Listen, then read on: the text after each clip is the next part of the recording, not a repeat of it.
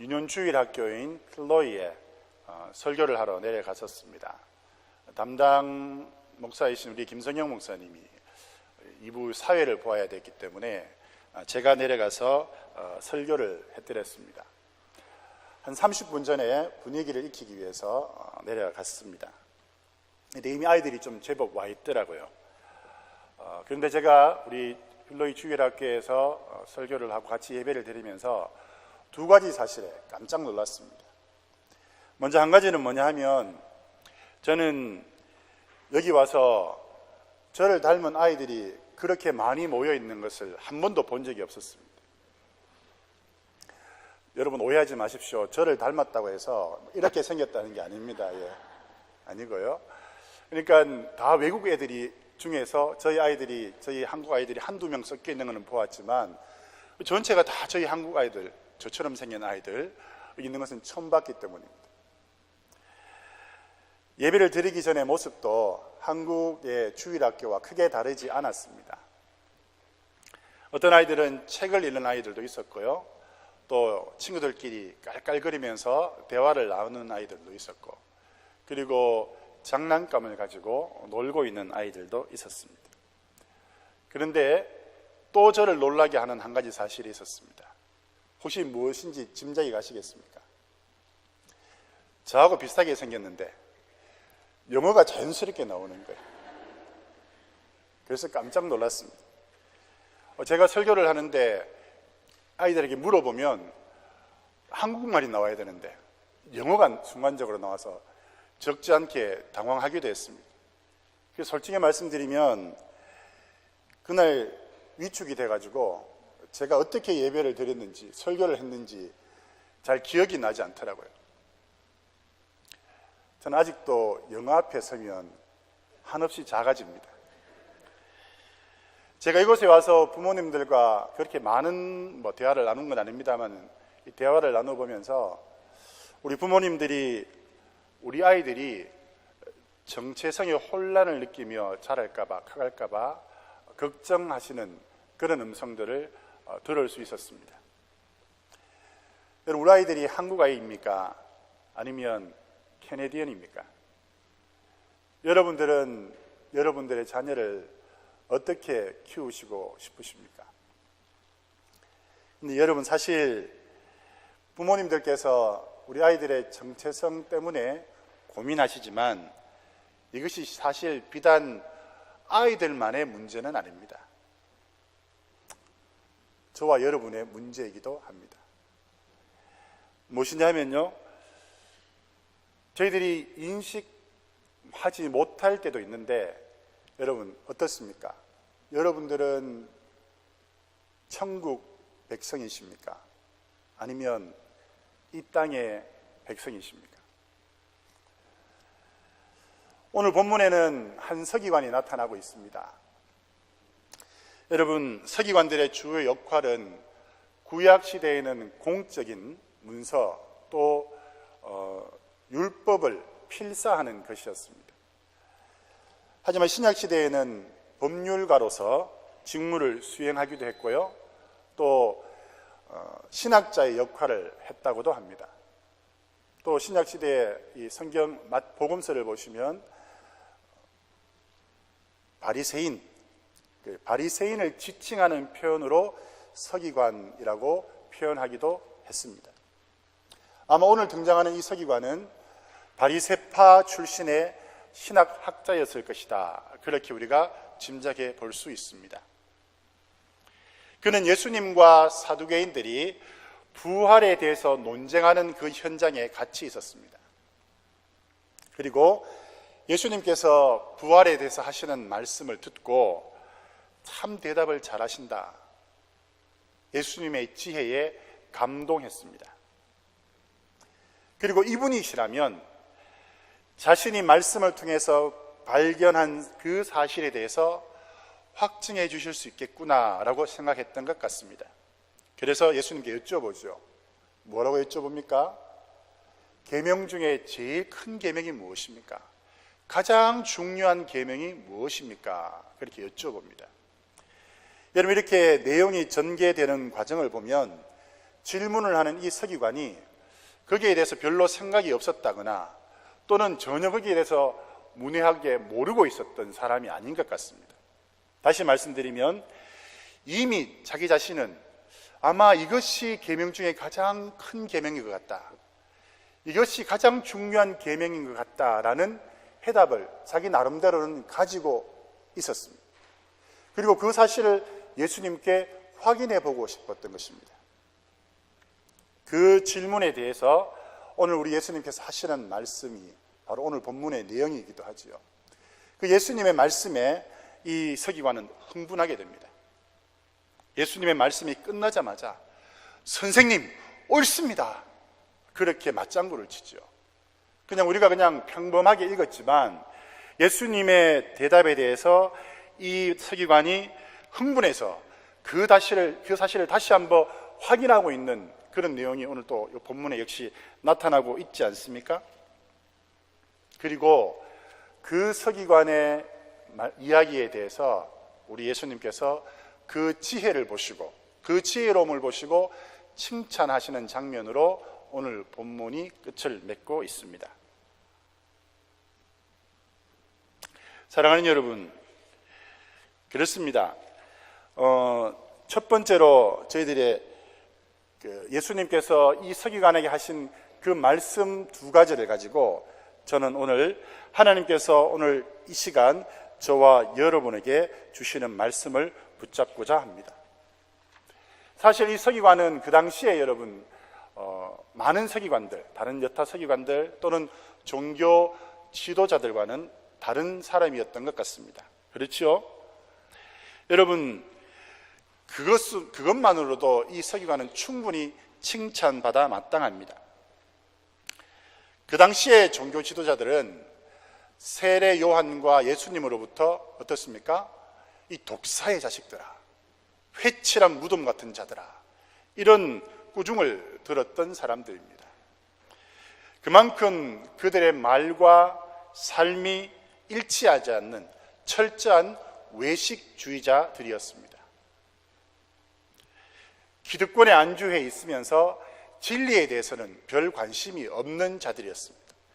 늘 자기에게 떨어지는 그 이익들, 콩고물에만 관심이 있는 자들이었지요.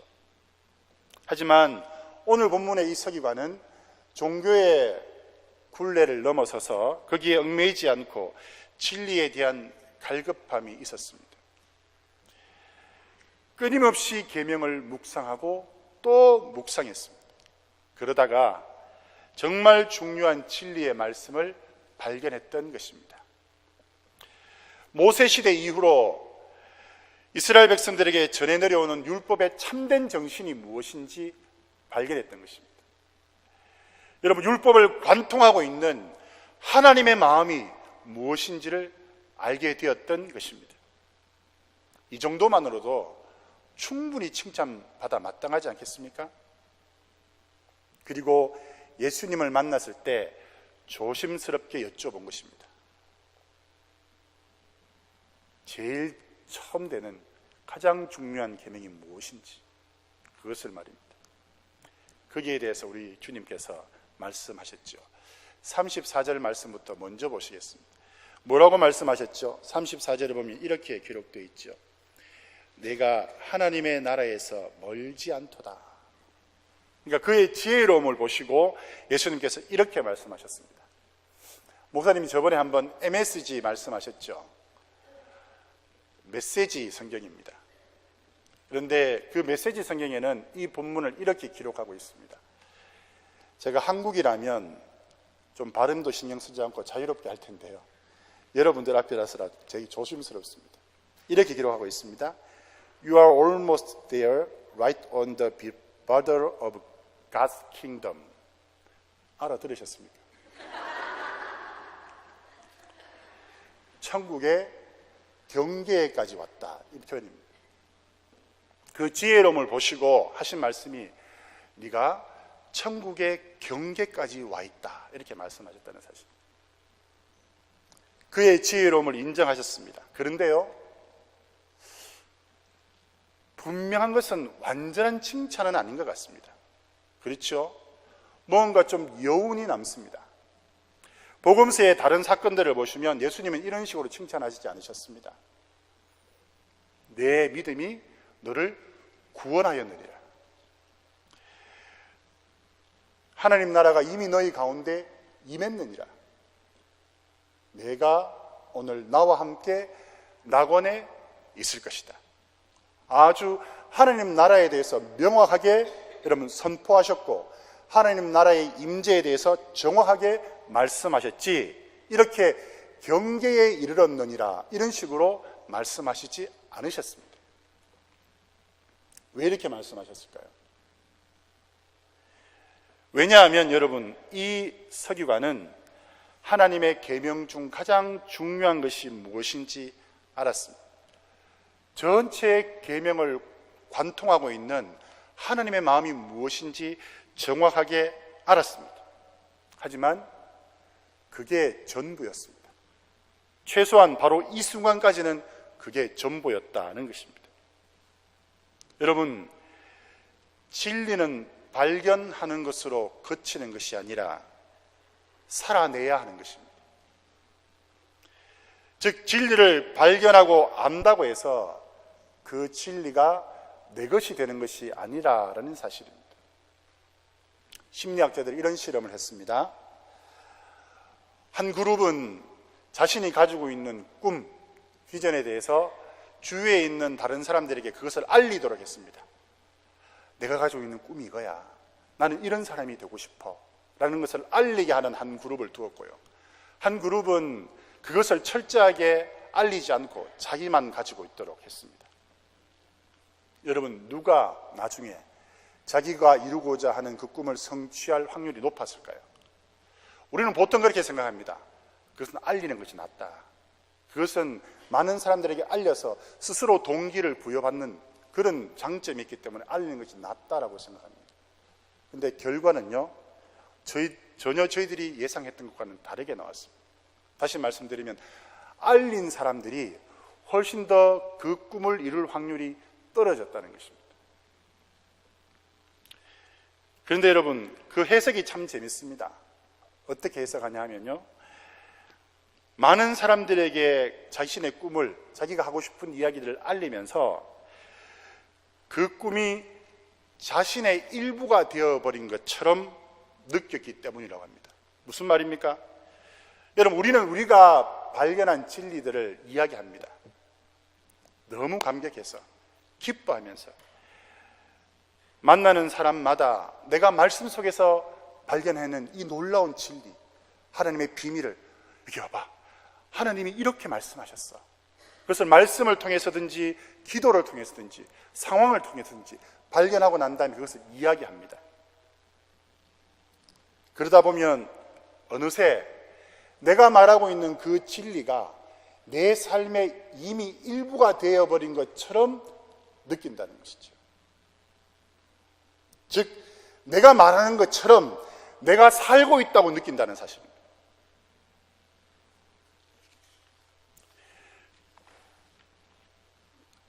이런 유혹에 가장 많이 노출되어 있는 사람이 누구겠습니까?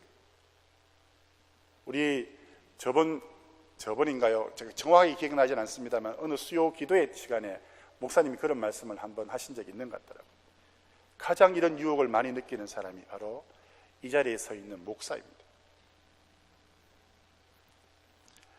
말씀을 가지고 고민합니다. 기도합니다. 그 말씀 속에 감춰져 있는 비밀이 무엇인지 하나님께 부르짖습니다. 그러면 하나님께서 그 말씀의 문을 열어주셔서 그것을 깨닫게 해 주시지요. 그러면 하나님 감사합니다 하고 와서 여러분들에게 지금처럼 전합니다. 그런데요, 그렇게 전하면서 나는 이미 내가 전한 이 진리의 말씀 속에서 살아가고 있는 사람이구나, 나는 그렇게 살아가고 있는 사람이구나 라고 스스로 착각 속에 빠질 위험이 있다라는 사실입니다. 아마 그래서 성경은 우리에게 너희들이 많이 스승되지 말라라고 말씀하시는 것 같습니다. 사랑하는 여러분, 유감스럽게도 오늘 본문에 나타나는 경계에 머물러 있는 삶은 하나님 나라 안에서 살아가는 그리스도인의 삶이 아닙니다. 그냥 말 그대로 경계인의 삶에 불과합니다. 그런데 안타깝게도 저와 여러분의 모습 가운데 그냥 이 경계에 머물러 있는 삶을 살아가는 그런 경우가 적지 않다라는 사실입니다. 그리고 하나님 나라와 세상의 경계에 살면서 머물러 살면서 필요에 따라서 어떨 때는 한 발을 이쪽에 옮기다가 또 필요에 따라서 어떨 때는 한 발을 이쪽으로 옮기는 그런 삶을 산다는 것이죠. 내가 과연 어디에 속해 있는 백성인지 헷갈리지 않겠습니까? 어쩌면 그 경계에 살면서도 이런 확신을 가지고 살아갑니다.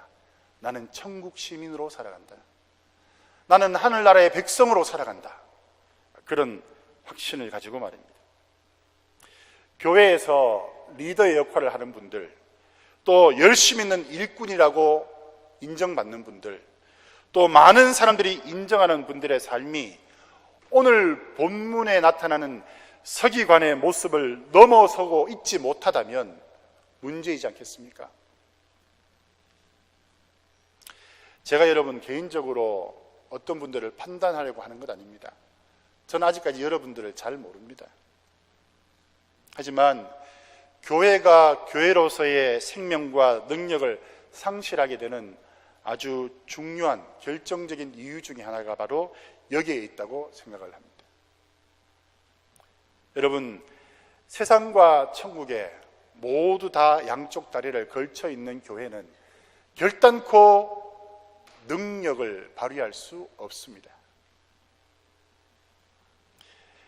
내가 알고 있다는 사실이 내가 그렇게 살고 있다는 것을 증명해 줄 수 없습니다. 그런 삶은 천국의 경계까지는 우리를 인도할 수 있을지 몰라도 그것을 넘어설 수 없는 한계를 지니고 있습니다. 그렇다면 여러분, 그 경계를 뛰어넘는 것은 어떻게 가능합니까? 어떻게 그것이 가능합니까? 그 경계의 삶에 머무르지 않고 그것을 넘어서는 것은 어떻게 가능합니까? 알고 있는 진리의 삶을 살아내는 것만으로 가능합니다. 그렇다면 오늘 본문에서 발견할 수 있는 진리를 살아내는 삶이 무엇이겠습니까? 여러분, 오해하지 마십시오. 저는 여기에서 우리 인간적인 어떤 많은 노력을 얘기하는 것이 아닙니다. 근본적으로는 여러분 다 하나님의 은혜입니다. 전적인 하나님의 은혜입니다. 하나님의 은혜가 있는 사람이 살아내야 될 삶이 무엇이냐를 이야기하는 것입니다. 무엇입니까? 오늘 본문의 말씀에서 우리가 그렇게 알고 있는 살아내야 될 진리의 삶은 무엇입니까? 제가 사실은 설교를 시작하면서 지금까지 의도적으로 이 말을 한 번도 사용하지 않았습니다. 그리고 예수님의 말씀을 34절부터 반대로 역으로 이렇게 살펴보는 이유도 여기에 있습니다. 왜냐하면 제가 이 말씀을 먼저 드렸으면 우리는 너무 식상해할 수 있기 때문입니다. 그리고 많은 분들이 당연한 것 아니냐, 그렇게 치부하고 넘어갈 수 있겠다 싶어서였습니다. 여러분께 여쭤봅니다. 그것이 무엇입니까? 진리의 삶, 오늘 이 서기관이 발견했던, 예수님께서 말씀하셨던 그 진리의 삶을 살아내는 방법이 무엇입니까? 무엇이죠? 역시 점잖으시군요. 사랑입니다. 사랑입니다. 사랑은 그냥 장식장 속에 넣어놓고 기분 좋을 때 꺼내어보는 그냥 죽어있는 박제된 장식물이 아닙니다. 이런 말이 있죠. 사랑은 동사입니다. 사실 부끄러운 고백이지만 여러분, 저는 솔직히 말씀드려서 제 자신의 신앙이 침체될 때, 또는 개혁되어야 될 교회의 모습이 보일 때, 능력을 잃어버린 교회의 모습 때문에 안타까워할 때, 또 세상과 구별되지 않는 성도들의 모습을 볼 때 마음 아파하면서 그 해답을 다른 곳에서 찾았습니다.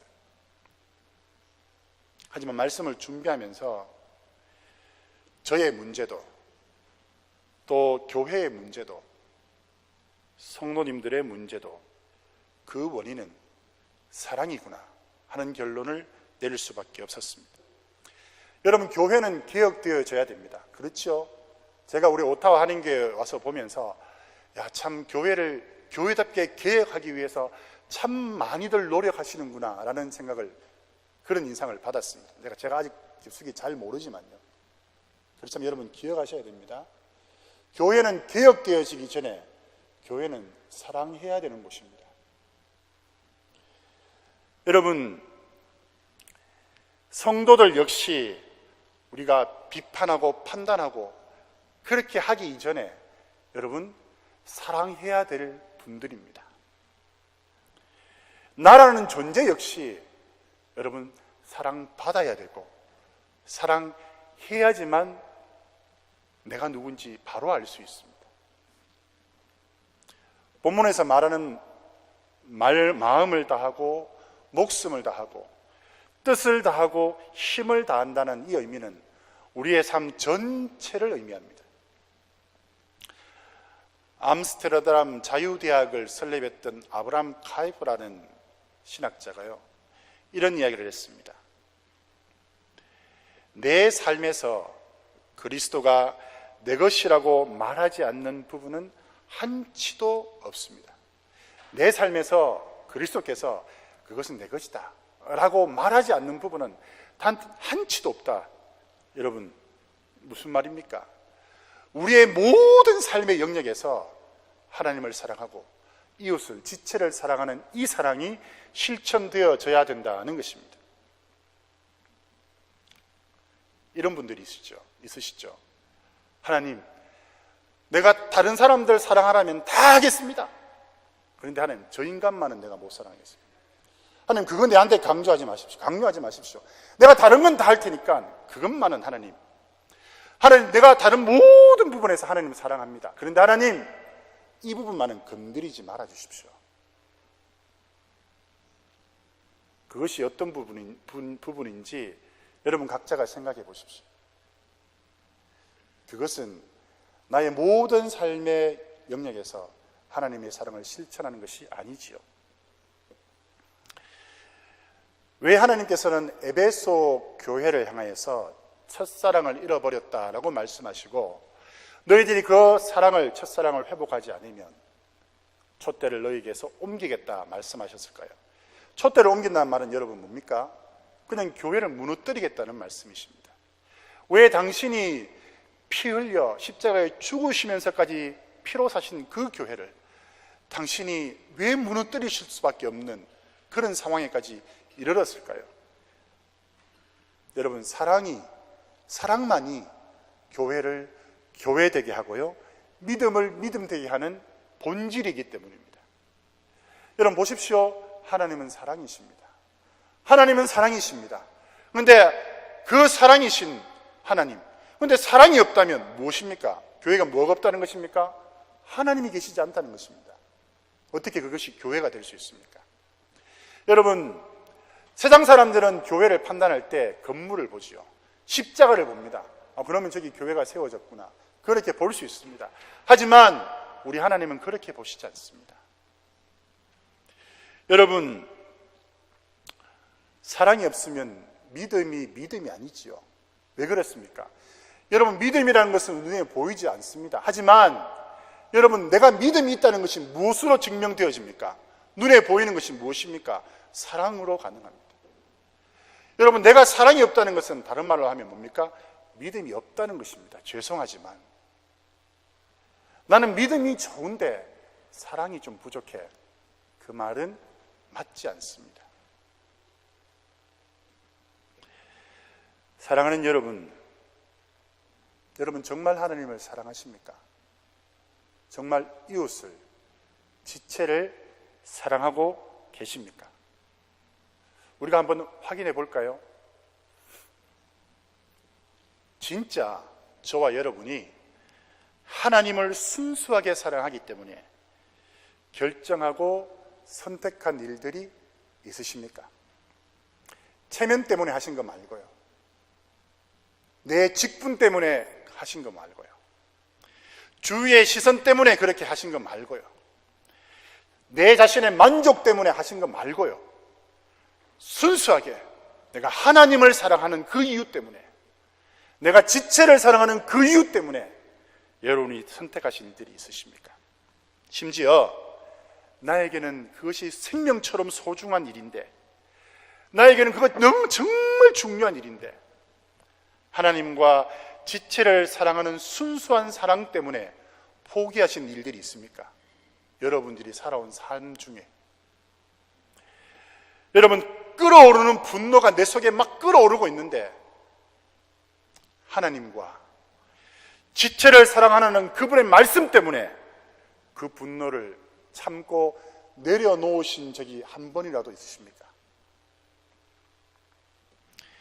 너무 피곤하고 힘든 육신이지만 내가 하나님을 정말 사랑하기 때문에, 지금 육신의 연약함으로 고통받고 있는 그 지체가 그 지체를 너무 사랑하기 때문에 여러분, 기도의 자리를 파김치가 되어서라도 찾아보신 적이, 그 자리를 지켜보신 적이 있으십니까?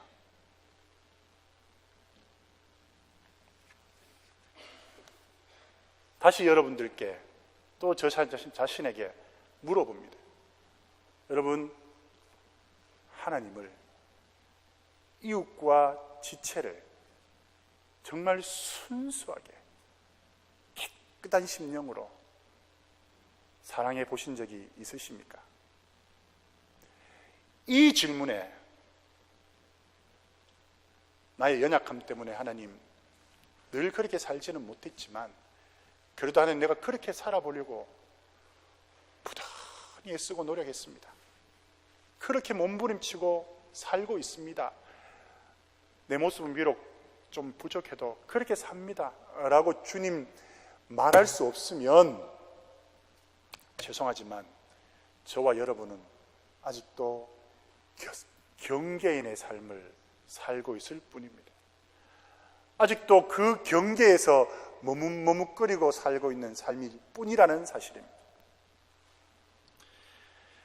말씀을 맺습니다. 사랑하는 여러분, 우리는 천국의 경계에 살고 있으면서 마치 천국을 소유한 것처럼 그렇게 살아갈 수 있습니다. 그런데요, 이것만큼 슬픈 일도 없습니다. 그렇지 않습니까, 여러분?